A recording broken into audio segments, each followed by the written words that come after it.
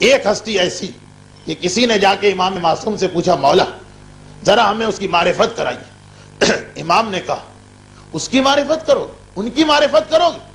تم شب قدر کی معرفت نہیں کر سکے، قرآن کہہ رہا، تو وہ تو شب قدر سے زیادہ افضل ہے، ان کی معرفت تم کیسے کر سکتے ہو؟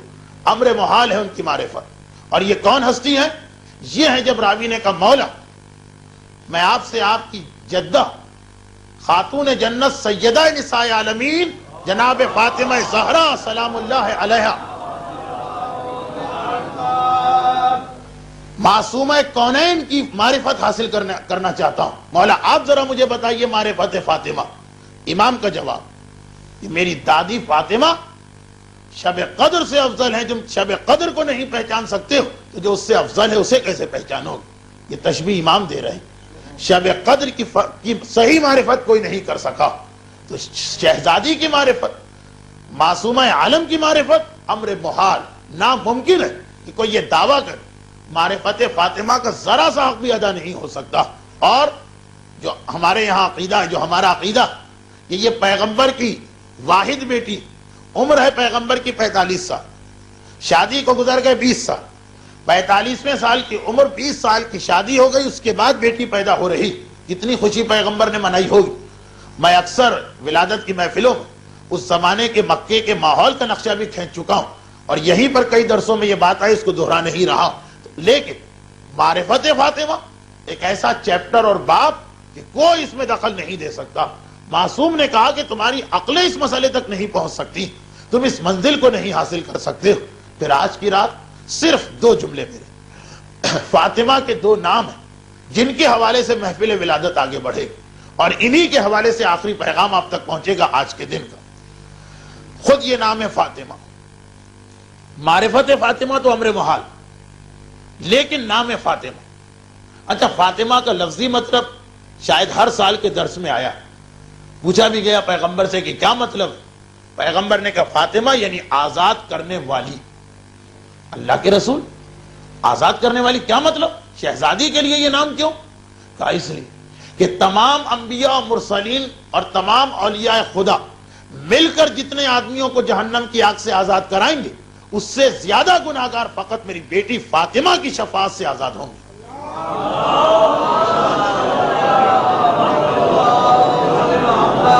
فاطمہ آزاد کرنے والی یعنی گناہگاروں کو آتش جہنم سے آزاد کرنے والی.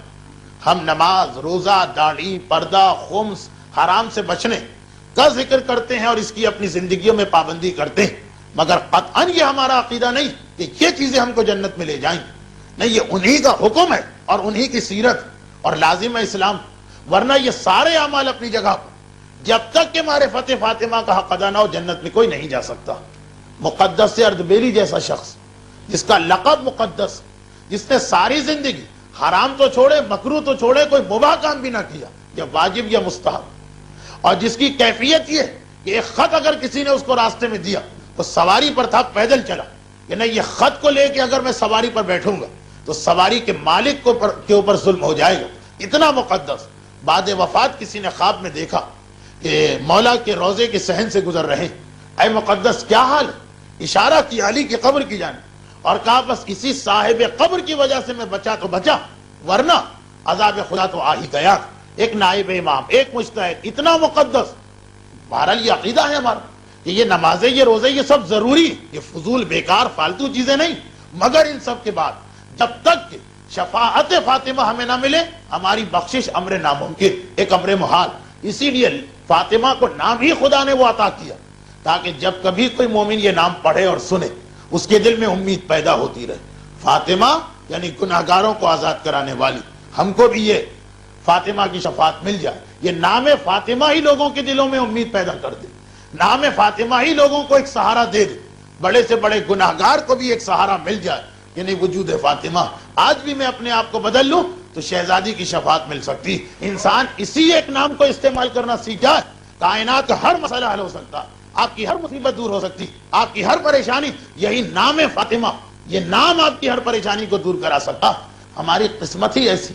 بعض لوگوں کی حالت دیکھ کے ایسا لگتا کہ قیمتی ترین شے ہمارے پاس ہے اسے نظر انداز کرتے ہیں اور مثلا پتھروں کے پیچھے دوڑتے ہیں. ہیرے اور جواہرات ہاتھوں میں موجود ہیں اور ہم پتھروں کے پیچھے دوڑ رہے ہیں. نام فاطمہ جس ملت کو عطا ہو گیا، اب اس کے بعد کوئی مسئلہ نہیں، شرط یہ کہ اعتقاد اتنا ہی کامل. یہ نام فاطمہ کی برکت.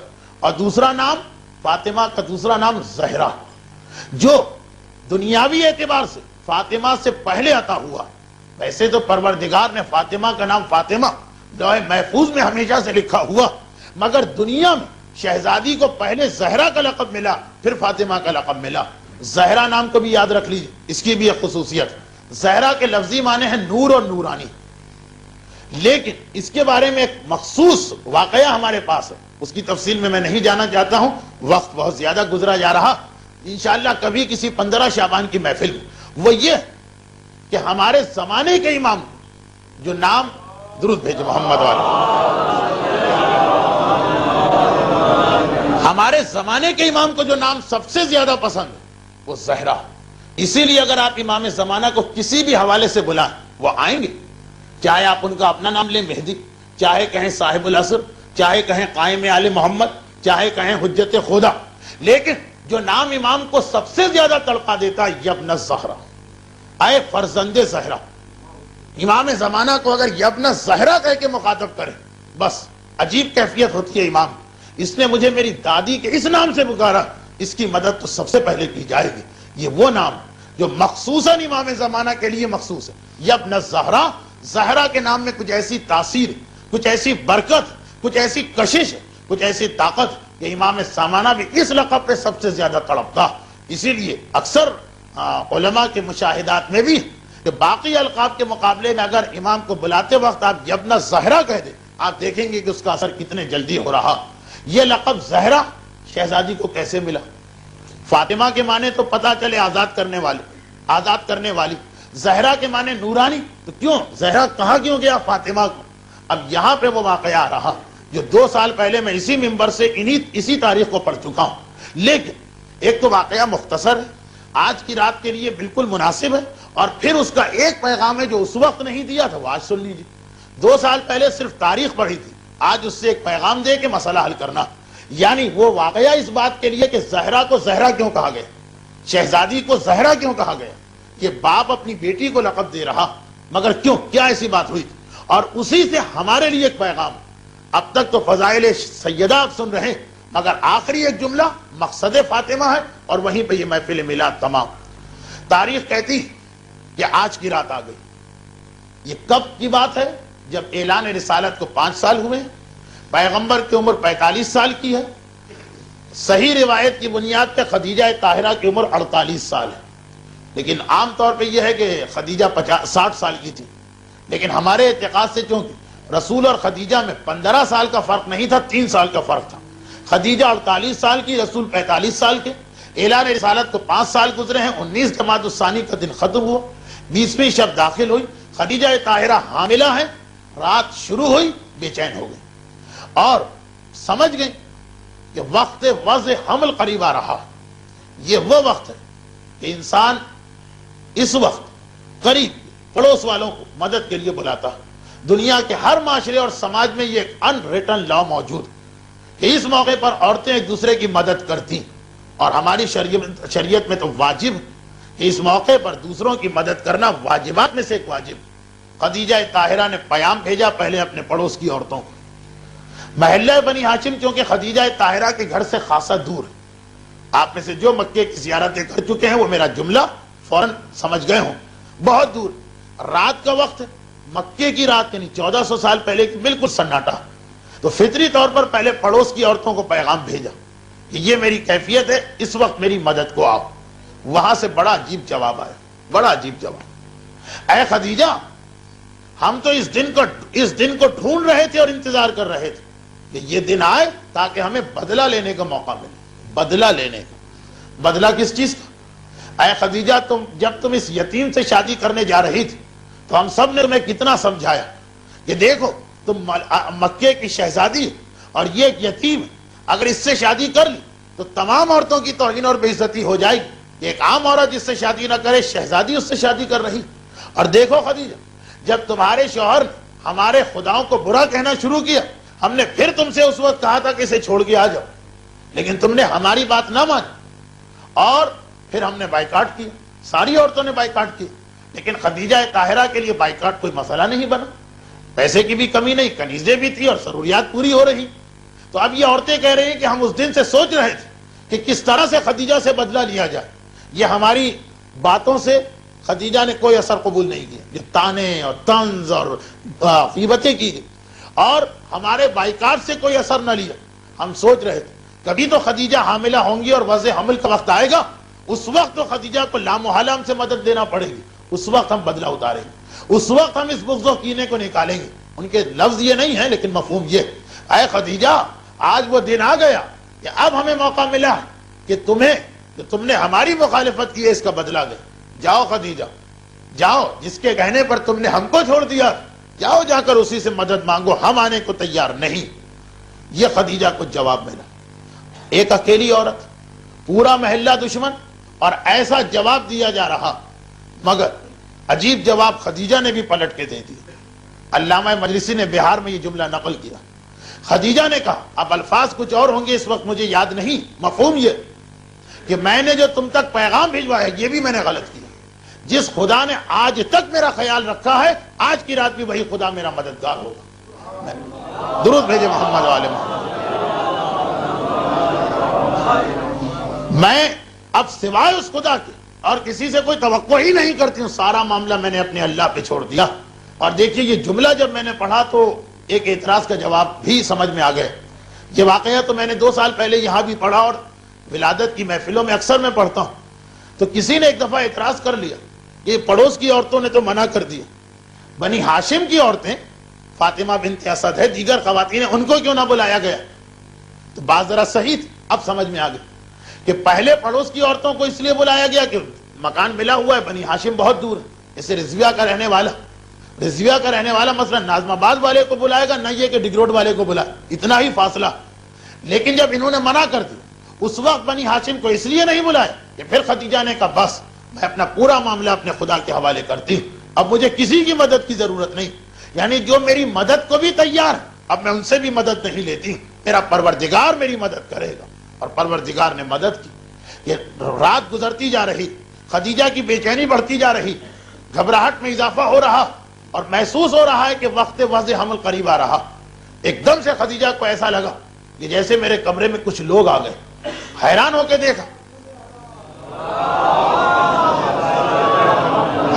دیکھا تو 4 خواتین نورانی چہرے والی نظر آئیں۔ عجیب بات یہ، ان کا لباس ایسا کہ جو عرب میں رائج نہیں، لیکن ان کی شکل و شباہت بالکل بنی ہاشم کے مطابق۔ حیرت یہ کہ یہ آئی تو کہاں سے آئی؟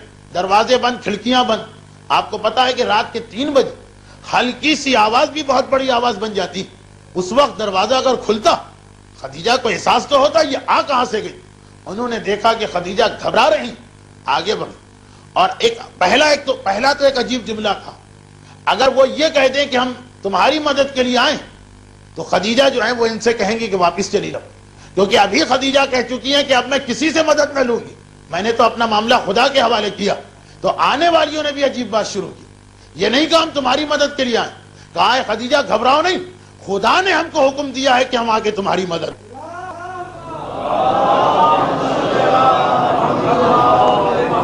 نام خدا لے لیا تاکہ خدیجہ کے دل میں وہ جھجک نہ رہے کہ میں تو خدا سے مدد لے رہی ہوں، ان سے مدد کیوں نہیں، ہم تو خدا کی طرف سے آئیں۔ پہچانو میرا نام سارہ، میں ابراہیم کی بیوی، اور یہ دیکھو میرے ساتھ آسیہ آئی، یہ جنت میں تمہاری ساتھی ہوں گی۔ وہ روایت کے پیغمبر کی شادی جنت میں خدیجہ کے بعد جناب آسیہ سے، اور یہ کلثوم ہے موسیٰ کی بہن، اور انہیں پہچانو یہ مریم ہے عیسیٰ کی مادر گرامی، ہم تمہاری مدد کے لیے آئیں۔ اچھا پورا واقعہ جو ہے وہ تو میں کئی دفعہ پڑھ چکا ہوں، آج وقت نہیں ہے اس لیے مختصر کر رہا ہوں۔ واقعے کی تکرار میں حرج نہیں ہے، لیکن وقت کی کمی کی وجہ سے ہم تمہاری مدد کے لیے آئیں۔ یہ کہے کہ بستر کے چاروں طرف ایک سرہانے، ایک پائنتی، ایک دائیں ایک بائیں، ایک محترم خاتون بیٹھ گئی، خدیجہ سے باتیں شروع کر یہاں تک کہ بالکل وہ وقت آ گئے جو رات ختم ہو کے اول صبح کا وقت ہوتا، اور ایک مرتبہ کمرے میں نور چمکا۔ یہ نور کیوں چمکا؟ معصوم اور معصومہ کی ولادت پروردگار کا ایک راز ہے۔ یہ ولادت کس طرح ہوتی ہے؟ یہ ایک راز الہی۔ تو جس وقت معصوم یا معصومہ دنیا میں آتا تو اس وقت نور کی ایک چادر اس طرح سے کمرے میں آ جاتی کہ خود معصوم کی ماں کو بھی پتہ نہیں چلتا کہ میرے یہاں ولادت کس طرح سے ہوئی، ماں کو بھی پتہ نہیں چلتا۔ یہ نور جو ہے یہ چادر کے لیے آیا ہے، نور کی چادر آ گئی، ایسی چادر کہ اب نہ خدیجہ کچھ دیکھیں، نہ سارہ، نہ آسیہ، نہ کلثوم، نہ مریم، یہ سب خدیجہ طاہرہ کی مدد کے لیے نہیں آئی تھی، یعنی ولادت میں مدد کے لیے نہیں آئی تھی، یہ صرف دل بہلانے کے لیے آئی ہیں۔ ایک مرتبہ وہ چادر آ گئی، نور کی چادر ہٹی تو ایک عجیب منظر، خدیجہ نے دیکھا کہ میری بیٹی فاطمہ دنیا میں آ کے سجدے کے عالم میں ہے، پیشانی زمین پر ہے، پیشانی زمین پر ہے، انگشت شہادت آسمان کی طرف ہے۔ فاطمہ کا پہلا جملہ اس دنیا میں اشہد ان لا الہ الا اللہ وحدہ لا شریک لہ واشہد ان ابی رسول اللہ وان بعلی ولی اللہ وان اولادی ائمۃ الہدی، یعنی میں گواہی دیتی ہوں کہ اللہ کے سوا کوئی معبود نہیں، میرا بابا اللہ کا رسول ہے، میرا شوہر اللہ کا ولی ہے، میری اولاد پوری امت کے امام ہدایت ہیں۔ درود بھیجے محمد والے۔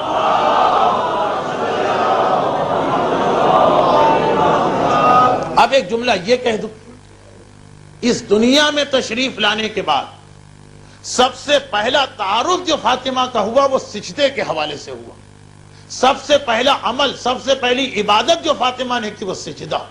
فاطمہ کے ماننے والے یہ بات یاد رکھیں، معصوم کی زندگی کا خلاصہ یہ ہوتا ہے، سجدے سے زندگی شروع ہوتی ہے، سجدے پہ زندگی ختم ہوتی ہے۔ وقت ولادت سجدہ، وقت شہادت سجدہ۔ اب معصوم کا ماننے والا ہی اگر سجدے سے نفرت کرے تو یہ کتنا معصوم کی سیرت کے تضاد اور مخالفت ہو رہی۔ خیر، واقعہ تو بڑا طولانی، اس کو میں بیان نہیں کر رہا ہوں، بس یہاں پہ واقعہ میں نے روک دیا۔ اس حالت میں فاطمہ کو آسیہ نے بھی دیکھا، مریم نے بھی دیکھا، کلثوم نے بھی دیکھا، سارہ نے بھی دیکھا، خدیجہ نے بھی دیکھا، اور پھر جیسے ہی شہزادی نے چہرہ سجدے سے اٹھایا، اب واقعہ نور سیدہ ظاہر ہوا جس نے اس پورے کمرے کو نورانی کیا، نہیں پورے مکے کو نورانی کیا، پورے حرم کو نورانی کیا۔ جملہ ہے امام کا، ما بین المشرق والمغرب، ایسٹ سے ویسٹ تک، مشرق سے مغرب تک دنیا کا کوئی علاقہ نہ تھا جس پر اس وقت نور زہرا کی کرنیں نہ پہنچی۔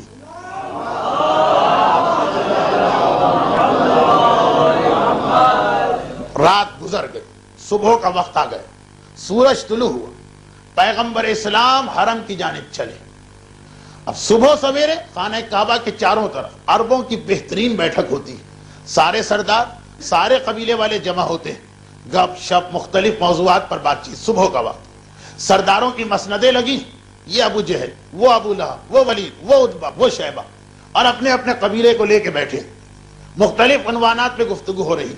اور ایک کونے میں مسلمان بھی سر جوڑے بیٹھے، بالکل ایک کونے میں۔ پیغمبر کو آتا دیکھا، سارے مسلمان دوڑ گیا، مگر آج مسلمانوں کے چہرے پہ سوال لکھا ہوا نظر آ رہا، ہر مسلمان آج ایک سوالیہ نشان بن کے آ رہا۔ پیغمبر نے 1 2 3 4 سب کو دیکھا، کیا بات ہے، پریشان لگ رہے، سوال ہے تمہارے ذہنوں میں؟ کہا کہ ہاں اللہ کے رسول، آج جب ہم حرم میں داخل ہوئے تھے وہی صبح کے وقت، جیسے ہی نماز کے لیے مصلی بچھایا یعنی کھڑے ہوئے، سب مسلمان ایک ہی بات کہہ رہے ہیں، اور حیران و پریشان ہو کر اللہ کے رسول ایک دم سے ایک ایسی روشنی ظاہر ہو کہ پورا مکہ، پورا خانہ کعبہ، پورا حرم، پورا یہ ماحول اس نور سے جگمگا اٹھا۔ ہم حیران ہیں، ہم پریشان ہیں، ہم گھبرا گئے کہ ایک ایسی روشنی۔ آپس میں سب نے مشورہ کیا، کسی کی سمجھ میں نہیں آ رہا۔ پیغمبر اسلام نے مسکرا کے عجیب بات کہی، یہ حیران و پریشان ہونے کی بات نہیں ہے، یہ تو خوشی اور عید منانے کا دن۔ یہ جو نور کو دیکھا تم نے، حیران کیوں، پریشان کیوں؟ خوش ہو اور شکر کے سجدے کرو، اس لیے کہ میری بیٹی زہرا اس دنیا میں آئی۔ اب پتا چلا کہ فاطمہ کو زہرا کا لقب کیوں ملا۔ زہرا مانے نور، کیونکہ وقت ولادت نور فاطمہ نے ساری دنیا کو روشن کیا۔ تو مسلمانوں نے سوال کیا، اللہ کے رسول یہ کیسا نور ہے؟ کہا یہ میری بیٹی کا نور۔ اس دن سے فاطمہ زہرا کہلائی، یعنی زہرا کا لقب پہلے ملا، فاطمہ کا نام بعد میں ہمارے سامنے آیا۔ مسلمانوں نے گھروں میں جا کے عید کا اعلان کر دیا۔ بس یہ تو واضح ہوا فاطمہ فاطمہ کیوں کہلائیں، زہرا زہرا کیوں کہلائیں۔ اب ایک آخری سوال اور بات ختم، اب گفتگو ختم، بس یہ پیغام۔ میرا ایک سوال یہ، کراچی میں خدا نہ کرے کہ زلزلہ ہے، سبھی لوگ متاثر ہوں گے. مومن، کافر، مشرک، منافق، بے دین، دیندار، سب کے ذہن میں سوال ہوگا کہ کیا ہو رہا. مکے میں ایک ایسا نور کہ پورا مکہ جگمگا اٹھا، سارے مسلمان گواہی دے رہے ہیں. ولید بھی تو اسی مکے میں ہے، عتبہ بھی تو اسی مکے میں ہے، شیبہ بھی تو اسی مکے میں ہے، ابو جہل بھی تو اسی مکے میں ہے، ابو لہب بھی تو اسی مکے میں ہے. صبح کا وقت تو ہے ہی بات چیت اور گپ شپ کا وقت. یہ مسلمان جس مسئلے پہ پریشان ہیں، یہ لوگ کیوں پریشان نہیں؟ چلیں ٹھیک ہے، وہ رسول سے نہیں پوچھیں گے، آپس میں تو کوئی بات کرتے نہیں، وہ تو اتنے بے خبر بیٹھے ہیں جیسے ان کو پتا ہی نہیں کہ یہ کیا ہوا. عجیب بات، زلزلہ آئے گا سب کو پتا چلے. تو یہ کیا ماجرا کہ ایک ہی مکے ابو جہل اور ابو لہب پتہ ہی نہیں چلا کہ نور چمکا، مسلمانوں کو پتا چل گیا. کوئی بات ہے، کوئی راز ہے، کوئی فرق ہے؟ بس وہی آج کا پیغام. وہ راز کیا ہے؟ وہ کافر تھے، یہ مسلمان ہیں. کیا مطلب اس جملے کا؟ وہ کافر تھے. گھروں میں گئے ہوں گے، رات کو شرابیں پی گئی ہوں گی، گانے سنے گئے ہوں گے، ناچ دیکھے گئے ہوں گے، اور دنیا بھر کے خرافات کے بعد آدھی رات کو جو پڑھ کے سوئے ہوں گے تو دن چڑھے بیدار ہوئے ہوں گے. جیسے شب جمعہ 11 بجے، 12 بجے، 1 بجے 2 چینل پہ ایک ساتھ فلم آ رہی ہوتی ہے، ختم ہوتے ہوتے 12-1 بج گئے. اب جو مومن سوتا ہے تو 8 یا 9 یا 10 بجے کی خبر لاتا. جتنا دیر سے رات کو سوئیں گے اتنا دیر سے صبح کو اٹھیں گے. تو ابو جہل، ابو لہب، ولید اور عتبہ کا تو شغل یہی، وہ دیر سے اٹھے. ان کو پتہ ہی نہ چلا کہ 4 بجے صبح کیا ہو گیا. یہ مسلمان، اور مسلمان کہتے ہی اس کو ہیں کہ جو نمازی بھی ہوتا. یہ چونکہ نماز صبح کے لیے بیدار تھے اور نماز صبح پڑھنے کے لیے حرم میں آئے تھے، اس اعتبار سے ان کو پتہ چل گیا کہ نور زہرہ چمکا. یعنی نور زہرہ کی زیارت اس نے کر لی کہ جو نمازی تھا، وہ محروم رہا کہ جو بے نمازی تھا. اب بس یہیں سے ایک آخری بات میں عرض کروں کہ اس کا مطلب کیا ہوا کہ نور زہرہ جو ہے وہ تو سب کے لیے، وہ سب کے لیے، آل محمد کی برکتیں سب کے لیے، لیکن لوگوں میں صلاحیت نہیں ہوتی ہے استفادہ کرنے کی. بارش بنجر زمین پہ بھی برسے، زرخیز زمین پر بھی. بنجر زمین ویسی کی ویسی رہے گی، زرخیز زمین کے اندر سبزہ پیدا ہو جائے گا. نور زہرہ، نور وجود فاطمہ سب کے لیے برکت ہے. لیکن جو پڑھے سوتے رہے اور نماز قضا کر دی، وہ نور زہرہ کی برکتوں کو حاصل نہ کر سکے. اور جو اٹھ کے نماز پڑھ رہے ہیں انہوں نے نور زہرہ کی برکتوں کو حاصل کیا. تو ایک چیز واضح ہو کہ وجود فاطمہ، نور زہرہ سب کے لیے باعث برکت ہے، لیکن صحیح معنوں میں وہی استفادہ کریں گے کہ جو نمازی، اور خصوصاً صبح کے وقت کے نمازی، اور جو ایسے وقت میں پڑھے سوتے رہتے ہیں. وجود اہل بیت فائدہ پہنچاتا ہے مگر وہ اس فائدے کو حاصل کرنے کے قابل نہیں ہوتے. اور یہی جملہ جو جناب زہرا کے بارے میں ہے، یہی فرزند زہرا کے بارے میں بھی ہے کہ جب زمانے کا امام آئے گا تو نماز صبح کے وقت آواز لگے گی کہ آؤ مدد کو. مومنین میں بھی جو اس وقت سو رہے ہوں گے وہ سو نہیں رہے ہوں گے، وہ کھو رہے ہوں گے، اور جو اس وقت بیدار ہوں گے وہی امام زمانہ کی مدد کو پہنچیں گے. تو امام زمانہ کے حوالے سے بھی پیغام یہ بنا کہ نماز صبح وہ ہے لوگوں کو امام تک پہنچانے والی. اور جناب زہرا کے حوالے سے بھی پیغام یہ بنا کہ مکے کی سرزمین میں بھی نور زہرا نے سب کو فائدہ پہنچانا چاہا مگر بے نمازی محروم رہے، اور صاحب نماز استفادہ کر گیا اس نور سے، برکتوں کو حاصل کر لیا اس نور کی. اس لیے اہم ترین پیغام یہ کہ باقی دنوں میں تو خیر خدا ہدایت دے، مگر آج کی جو نماز صبح ہے، جو ولادت زہرا کی نماز صبح ہے، جو نور زہرا کے دنیا میں آنے کی نماز صبح ہے، ہر مومن، ہر مومنہ، ہر بڑا، ہر بچہ یہ عہد کر کے جائے کہ کم سے کم یہ نماز ہمیں قضا نہیں ہونے دینا، کیونکہ یہی تو وہ نماز ہے جو سب سے زیادہ وجود زہرا کی برکتوں کو ہم تک پہنچانے والی ہے. اور پھر اس وقت ہم اس جناب زہرا ہی کے توسط سے بارگاہ الہی میں بھی طلب دعا کر سکتے ہیں کہ پروردگارہ فاطمہ کے نام کی برکتوں کا واسطہ ہمیں بھی اس گروہ میں شامل فرما کہ جو شفاعت فاطمہ سے آزاد ہونے والا. پروردگارہ جناب زہرا کے نام کی برکتوں کا واسطہ ہمیں بھی ان لوگوں میں شامل فرما جو نور معصومین سے استفادہ کرنے والا. پروردگارہ دنیا کے حکمرانوں کا طریقہ کار یہ کہ خوشی کے موقع پہ قیدیوں کو آزاد کیا کرتے ہیں. آج کائنات کی عظیم ترین خوشی ہے، تو کائنات کا حاکم، تجھ سے یہی دعا کہ ہم میں جو گناہوں کی قید میں مبتلا انہیں اس قید سے آزاد فرما، اور جو مصیبتوں کی قید میں مبتلا انہیں اس مصیبتوں کی قید سے آزاد فرما، اور جو بیماری کی قید میں مبتلا اسے اس قید بیماری سے رہائی دلوا. پروردگارہ فاطمہ زہرا کے وجود کی برکتوں کا واسطہ ہمیں اس قابل بنا کہ ہم فاطمہ اور آل فاطمہ کی شفاعت اس دنیا اور آنے والی دنیا میں حاصل کر سکیں۔ پروردگارہ بحق فاطمہ زہرا ہم میں سے ہر ایک کی تمام جائز حاجتوں کو پورا فرما۔ پروردگارہ اس خوشی کو ہمارے مرحومین تک جو جناب زہرا کے ماننے والے ہیں پہنچانے کے لیے جملہ مرحومین کو بحق فاطمہ دنیا آخرت کی اور قبر کی ہر مصیبت سے رہائی دلوا۔